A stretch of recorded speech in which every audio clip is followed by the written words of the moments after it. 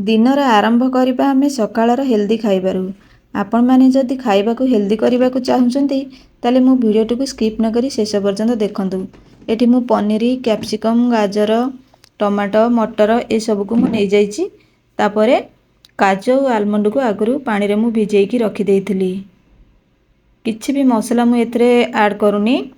कम समय भितरे आमे केमिति हेल्दी खाइबा बनै परिबा आ अति सहज रे। एठी मु गुआ घी सहित पनीर को हल्का टिके भाजी दउची। आपण माने जदि न भाजिबे ताल ताको गरम पानी रे पकेई देबे। पनीर की गरम पानी रे पकेई देबे। मु टिके भाजी करी नउची काहे कि ना घरे टिके खाइबा को भलो पांदिनी कंचा सेथि पई। तापरे मु फ्रेश दही नउची। एटा मु घरे बनेइथिली दहीटा। पनीर मोर फाइनली एम्ति भाजी हे गलानी। परिबा जहा सब मु रखिथिली सेही घी रे मु पकेई दउची। ताको हल्का टिके स्वाद अनुसार लूण पकेई मु हल्का भाजी देबी।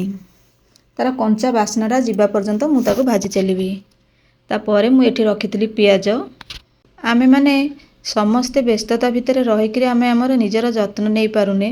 किंतु आमे दिनटी जदि एई भली खाइबार आरंभ हेई थाए ताले सारा दिन न खाइले किछि मध्य आमो किछि फरक पड़ी नथिबो।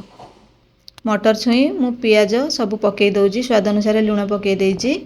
ताकु टिके मु कंचा बास्ना जिबा पर्यंत भाजी चलीबी। आपण माने एई भली जिंछ करिकरी पिलांको रुटी सहित हो कि परोटा सहित हो पिलांको खाइबाकू देबे। एटी केवल मु हाफ चामच अल्प माने हाफ रु कम जीरा गुंड और धनिया गुंड दे देइची। तापरे मु संगे संगे ग्रेवी पकेई दउची। काजू और आलमंड को दही सहित मु ग्राइंडिंग कर देइथिली। एम्ति करिकरी पकेइले कि दहीटा हमर फाटिबनी। ताको संगे संगे पकेई कि मु गोळो चालुची। तापरे लास्ट रे पकेई दउची मोर पनीर। आपण माने तो मो वीडियो रे देखिथिबे सब बेले मु हेल्दी खाइबा ऊपरे मु मोर वीडियो छाड़े।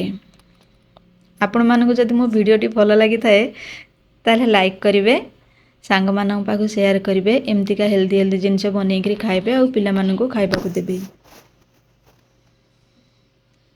आ नुआ थिले मो चैनल रे निश्चिंत सब्सक्राइब करिवे एई भली हेल्दी जिंसर नोटिफिकेशन पाइबा पई। रेडी हे गला हमर पनीर। आपण माने निजे खांतु आ पिला मानक टिफिन रे दियंतु। सतरे बहुत हेल्दी। लास्ट रे मु चिली फ्लेक्स टे पकेई दउची। तापरे धनिया पत्र रेडी हे गला हमर पनीर तरकारी। वीडियो टी मोर भल लागिथिले लाइक शेयर सब्सक्राइब करबा को केबे भी भूलिबेनी। रहउची नमस्कार।